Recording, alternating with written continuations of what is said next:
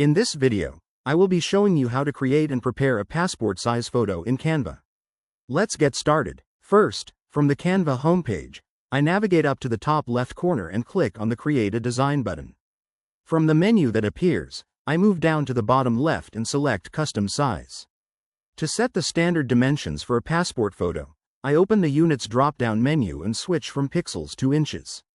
In the Width box, I type 2, and in the Height box, I also enter 2, giving me the standard 2 by 2 inch format. Once that is ready, I click on Create New Design to open up my blank canvas. Now that my workspace is open, I head over to the left-hand toolbar and click on the Uploads tab. I scroll through my media, find the portrait photo I want to use, and click on it to place it onto the blank canvas. With the photo selected, I go to the top editing bar and click on BG Remover to automatically erase the original background and leave a clean, professional finish.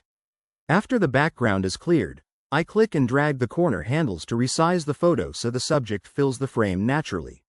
I adjust the position, using the alignment guidelines to make sure everything is centered properly. Once the photo is positioned just right, I move up to the top right corner of the screen and click on the Share button.